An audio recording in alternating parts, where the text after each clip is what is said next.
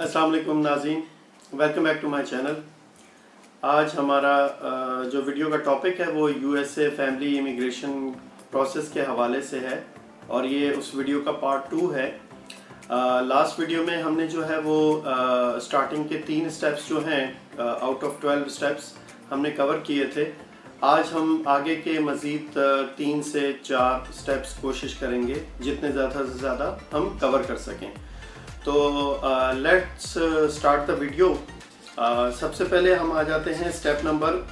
4 पर। जी, तो step number 4 पे आते हैं। स्टेप नंबर 4 जो है वो बेसिकली एफिडेविट ऑफ सपोर्ट के हवाले से होता है। इसमें आपको एफिडेविट ऑफ सपोर्ट जमा करवाना होता है और ये फॉर्म I-864 होता है जिसको आपका पटिशनर जो है वो फिल आउट करता है। और इसमें इसको आप कह सकते हैं कि आम अल्फाज में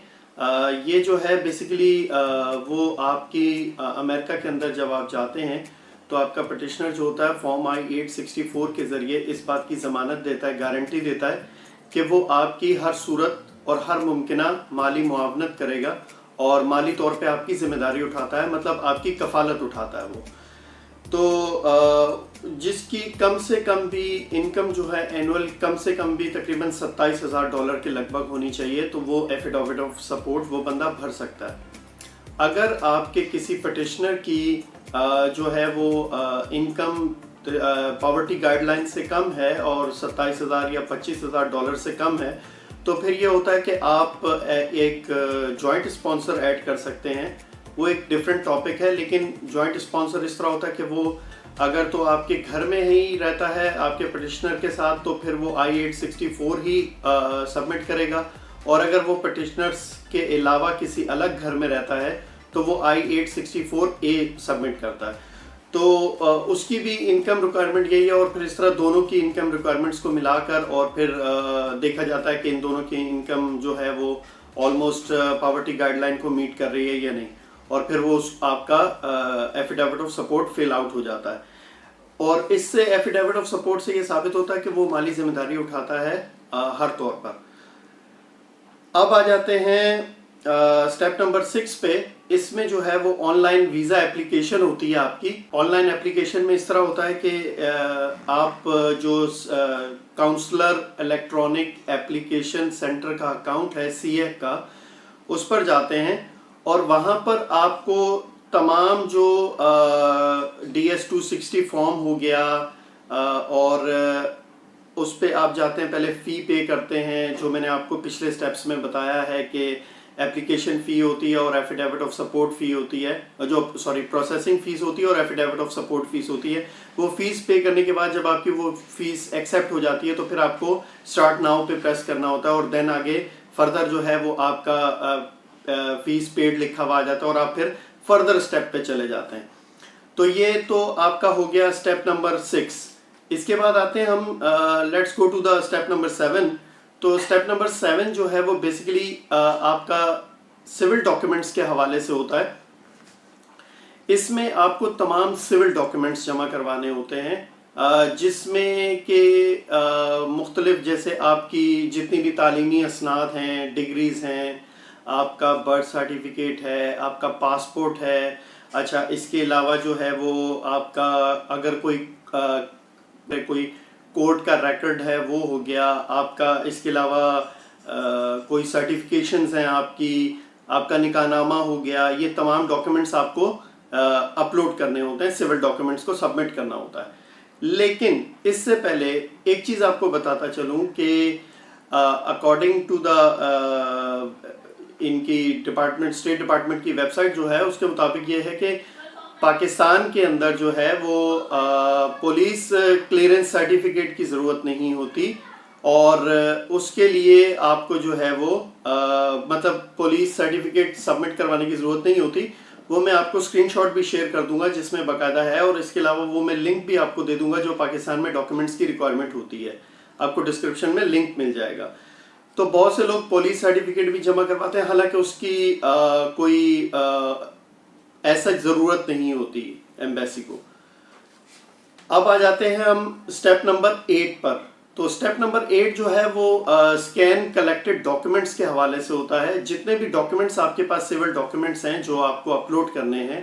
ان کے حوالے سے اسکیننگ کی جو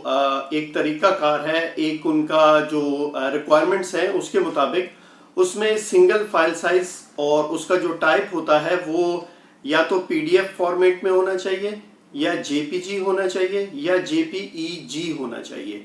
اور فائل کا سائز میکسیمم 2 MB ہونا چاہیے, 2 MB سے زیادہ نہیں ہونا چاہیے. اس کے علاوہ آپ کو اسکرین پہ کچھ ڈاکیومنٹس میں آپ کو سیمپلز بھی دکھا دوں گا کہ وہ اسکیننگ کا سیمپلز ہوتے کس طرح سے ہیں, کس طرح سے ان کو اسکین کرنے کے طریقہ کیا ہے اور کس ترتیب میں انہیں اسکین کرنا چاہیے.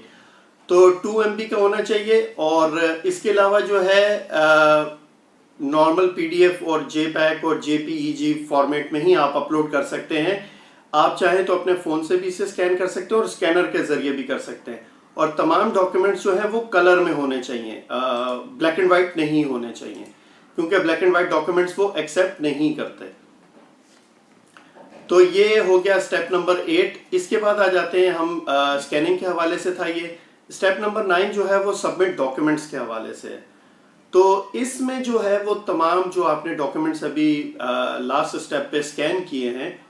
ان کو آپ کو سبمٹ کرنا ہوتا ہے CEAC کے اکاؤنٹ پر, اور ہر انڈیویجول کے ڈاکیومنٹس الگ الگ اسکین ہوئے ہوتے ہیں اور انہیں الگ الگ ہر انڈیویجول کی ڈیٹیل کے آگے سبمٹ کرنا ہوتا ہے. تو اور فائل سائز وہی ہونا چاہیے جو میں نے 2 MB آپ کو بتایا. پھر اس کے بعد جب آپ تمام ڈاکیومنٹ سبمٹ کر دیتے ہیں تو پھر آپ کے ڈاکیومنٹس چلے جاتے ہیں NVC کے پاس, اور وہ آن لائن جو ہے آپ کے ڈاکیومنٹس وہاں جاتے ہیں. پھر ان کی ویریفیکیشن ہوتی ہے, ڈپینڈ کرتا ہے ٹائم ٹو ٹائم کے. سم ٹائمز ایسا بھی ہوتا ہے کہ لاسٹ ایئر تو ایسا بھی ہوا تھا پینڈیمک سے پہلے کہ لوگوں کو ایک مہینے میں بھی ڈاکیومنٹری کوالیفائڈ کی ای میل آ جاتی تھی. لیکن آج کل تھوڑا سا پینڈیمک کی وجہ سے کیونکہ بیک لاگ چل رہا ہے تو چیزیں بہت زیادہ ڈسٹرب ہوئی ہیں, جس کی وجہ سے, اور ریڈیوس اسٹاف تھا تو اس کی وجہ سے بہت زیادہ بیک لاگ بن گیا. تو اب نارملی 2-3 میکسیمم 4 مہینے میں آپ کے ڈاکیومنٹس ایکسیپٹ ہو جاتے ہیں. جب آپ کے ڈاکیومنٹس وہاں پہ ڈاکیومنٹریلی کوالیفائڈ ہو جاتے ہیں تو آپ کے CEAC کے اکاؤنٹ میں رائٹ سائڈ پہ آپ کو ٹاپ پر میسج کے آپشن میں میسج بھی آ جاتا ہے. اس کے علاوہ جو ای میل اکاؤنٹ آپ نے رجسٹر کیا ہوا ہوتا ہے اس پہ بھی آپ کو ای میل آ جاتی ہے کہ آپ کے تمام ڈاکیومنٹس ایکسیپٹ ہو گئے ہیں اور آپ ڈاکیومنٹس کوالیفائڈ ہیں. تو پھر اس کے بعد آپ انٹرویو کی لائن میں لگ جاتے ہیں, جس میں جب آپ کی پریورٹی ڈیٹ چارٹ A میں پھر جب کرنٹ ہوتی ہے تو آپ کو آپ کے ڈاکیومنٹریلی کوالیفائڈ ڈیٹ کے حساب سے انٹرویو لیٹر آتا ہے ودن 30 to 40 days جب آپ کی ڈیٹ چارٹ A میں کرنٹ ہو جاتی ہے. تو ڈاکیومنٹس اپلوڈ کرنے کے بعد اب ہم آ جاتے ہیں اسٹیپ نمبر 10 کی طرف. تو اسٹیپ نمبر 10 جو ہے وہ انٹرویو پریپریشن ہوتا ہے. انٹرویو پریپریشن کے لیے کیا ہوتا ہے کہ پری انٹرویو پریپریشنز یہ ہوتی ہیں کہ جب آپ کو آپ کا انٹرویو لیٹر آ جاتا ہے اور اس کے ساتھ آپ کو کچھ اس میں آپ کی باقاعدہ انٹرویو کی ڈیٹ اور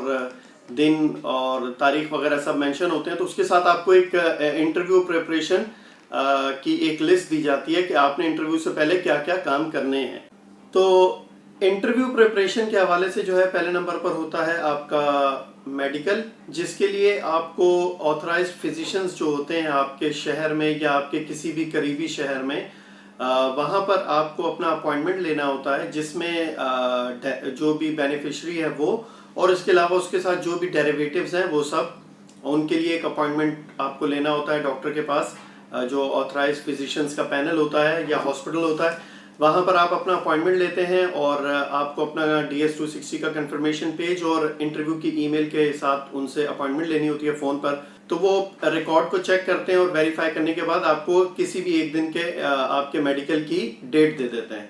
جس دن آپ کو وہاں پہنچنا ہوتا ہے آپ وہاں پہنچتے ہیں اپنے ٹائم پر, اور باقاعدہ آپ کو ویکسینیشنز ہوتی ہیں, آپ کے چیسٹ ایکس رے وغیرہ ہوتا ہے, مختلف طرح کے ٹیسٹ ہوتے ہیں اور لیب ٹیسٹ وغیرہ, ویکسینیشن وغیرہ, وہ سب ہونے کے بعد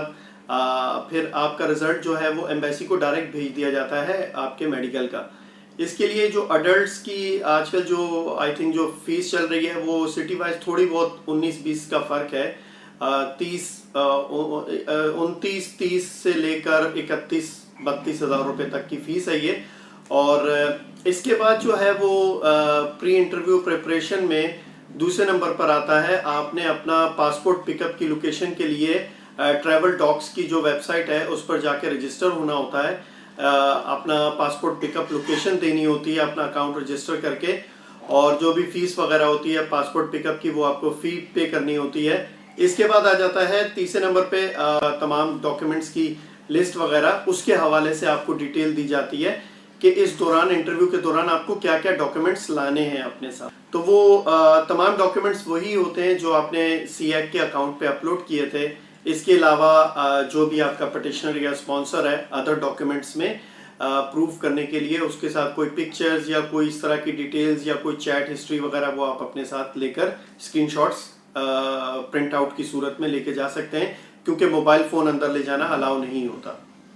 اب آ جاتے ہیں ہم اسٹیپ نمبر 10 کی طرف، انٹرویو۔ تو جو آپ کو ڈیٹ اور دن بتایا جاتا ہے اس دن آپ کو کم سے کم بھی آدھا گھنٹہ پہلے وہاں پہنچ جانا چاہیے۔ آپ اپنے ٹائم پہ یو ایس ایمبیسی میں پہنچتے ہیں، وہاں پہ آپ اپنا DS 260 کا فارم دکھا کر جو کنفرمیشن پیج ہوتا ہے وہ دکھانے کے بعد، اور ڈیریویٹیوز کی لسٹ بھی اسی میں ہوتی ہے، وہ دکھا کر آپ کو اندر انٹری مل جاتی ہے۔ سٹیپ نمبر 11 جو ہے وہ اس میں جو ہے وہاں پر پھر آپ کا انٹرویو ہوتا ہے، اور اس میں کیا ہوتا ہے کہ پہلے آپ کو ایک ونڈو پہ جانا ہوتا ہے، وہاں پر آپ کا باقاعدہ جو ہے اوتھ ہوتی ہے، اور دین سیکنڈ ونڈو پہ آپ کے بایو میٹرکس اور فنگر پرنٹس وغیرہ لیے جاتے ہیں۔ اس کے بعد آپ کو تیسرے نمبر پہ جو ہے وہ ویزا آفیسر کے بعد تھوڑی دیر ویٹ کرنا پڑتا ہے، اور پھر ڈیپینڈ کرتا ہے کہ وہاں پہ کتنی پبلک ہے، تو وہ ویزا آفیسر کے جو ہے وہ اس پہ ڈیپینڈ کرتا ہے کہ کب وہ فری ہوا ہے، تو آپ کو اس کے پاس بھیجا جاتا ہے انٹرویو کے لیے۔ پھر جب آپ کو وہاں بھیجا جاتا ہے تو اس کے لیے وہاں پہ اس وقت آپ کے پاس جو ہے وہ جو ضروری کاغذات ہیں، اس میں DS 260 کا کنفرمیشن پیج ہے، انٹرویو اپوائنٹمنٹ لیٹر ہے، اس کے علاوہ آپ کا پاسپورٹ اور آپ کی پاسپورٹ سائز پکچرز جو ہیں وہ وائٹ بیک گراؤنڈ کے ساتھ آپ کے پاس موجود ہونا لازمی ہے۔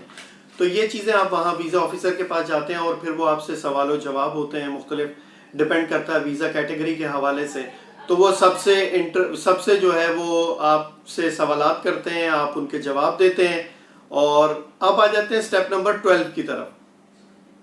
سٹیپ نمبر 12 جو ہے وہ انٹرویو کے بارے میں ہے کہ اس میں کیا ہے کہ آفٹر دا انٹرویو کیا ہوتا ہے۔ اگر تو آپ کا انٹرویو کامیاب ہو جاتا ہے تو پھر ویزا آفیسر جو ہے وہ آپ کو مبارکباد دیتا ہے، اور آپ کو بتا دیتا ہے کہ آپ 1 ہفتے یا 15 دن کے بعد اپنا پاسپورٹ اپنی پک اپ لوکیشن سے پک اپ کر سکتے ہیں۔ تو اس میں آپ کا جو ہے پاسپورٹ پہ آپ کا ویزا لگ کے آپ کے پک اپ لوکیشن پہ آ جاتا ہے، آپ وہاں سے پک کر سکتے ہیں۔ اور اگر ان کیس آپ کا انٹرویو کامیاب نہیں ہوتا تو وہ 221G کی آپ کو ایک سلپ دیتے ہیں، اور اس میں وہ تمام ڈاکیومنٹ جو انہیں چاہیے مزید وہ آپ کو اس میں مینشن کر کے دے دیتے ہیں، اور آپ وہ ان ڈاکیومنٹس کو انہیں جمع کرواتے ہیں جتنا جلد سے جلد ہو سکے۔ پھر اس کے بعد آپ کی کیس جو ہے وہ ایڈمنسٹریٹو پروسیسنگ میں چلا جاتا ہے، اور اس پہ پھر جب آپ کاغذات جمع کروا دیتے ہیں وہ اس پہ ورکنگ کرتے ہیں۔ ڈیپینڈ کرتا ہے، اس کا ایڈمنسٹریٹو پروسیسنگ کا کوئی ٹائم لائن نہیں ہے، تو اس میں یہ ہوتا ہے کہ جب آپ کے ڈاکیومنٹس وہاں پہنچ جاتے ہیں وہ اس کے اوپر ورکنگ کرتے ہیں، اور 3 سے 6 ماہ کے اندر میکسیمم آپ کا جو ہے وہ ویزا اپروو ہو جاتا ہے، اور ویزا اپروو ہو کے آپ کو مل جاتا ہے۔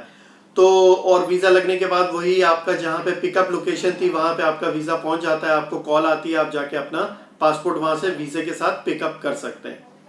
ایک چیز ذہن میں رکھیے گا، جب آپ اپنا پاسپورٹ پک کرنے جائیں ویزے کے ساتھ تو وہیں پر موجود تھوڑی دیر رک کر اپنے پاسپورٹ کے اوپر اپنی تمام انفارمیشن کو حرف بہ حرف لفظ بہ لفظ چیک کر لیں کہ کہیں کوئی نام یا کسی چیز میں سپیلنگ مسٹیک تو نہیں ہے، تاکہ آپ آگے مستقبل میں جب ٹریول کریں تو آپ کو کسی پریشانی کا سامنا نہ کرنا پڑے۔ تو اس کے علاوہ جب آپ کا انٹرویو ہو جاتا ہے تو آپ کو یہاں سے ٹریول کرنے سے پہلے جو ہے وہ امیگرینٹ فیس پے کرنی ہوتی ہے، جو گرین کارڈ کے لیے ہوتی ہے۔ وہ فیس پے کرنے کے بعد آپ جب وہاں جاتے ہیں، جیسے یہاں سے آپ فلائی کرتے ہیں، وہاں پہ جو کسٹمز اینڈ امیگریشن سروسز یا جو بارڈر سیکیورٹی ہوتی ہے وہ آپ کو چیک کرنے کے بعد آپ کو گو ایڈ کر دیتے ہیں۔ جب آپ وہاں لینڈ ہوتے ہیں آپ کو جب گو ایڈ کر دیتے ہیں تو جیسے ہی آپ امریکہ میں انٹر ہوتے ہیں تو آپ کا جو آپ نے فیس پے کی ہوئی تھی اس کے بعد آپ کا گرین کارڈ پروسیس میں آ جاتا ہے ان کے سسٹم میں، اور آئیڈیلی کم سے کم 15 دن 10-15 دن اور میکسیمم 2 سے 2 مہینے 3 مہینے کے اندر آپ کا گرین کارڈ آپ کے جو امریکہ کا ایڈریس ہوتا ہے جو آپ نے دیا ہوا تھا وہاں پر پہنچ جاتا ہے۔ تو یہ total U S a family immigration کے 12 سٹیپس کے حوالے سے ہماری آج کی ویڈیو اختتام کو پہنچتی ہے۔ نیکسٹ ویڈیو میں کسی نئی اپڈیٹ کے ساتھ ملیں گے۔ اگر آپ کے ذہن میں کوئی سوال ہو تو آپ کمنٹس میں لکھ سکتے ہیں، اور اگر کسی ٹاپک پہ آپ چاہتے ہیں کوئی ویڈیو اور کوئی انفارمیشن تو آپ کمنٹس میں لکھ سکتے ہیں۔ میں کوشش کروں گا کہ اس کے اوپر بھی کوئی ویڈیو بنا سکوں۔ تو نیکسٹ ویڈیو میں کسی نئی اپڈیٹ کے ساتھ ملیں گے، تب تک کے لیے اجازت، اللہ حافظ۔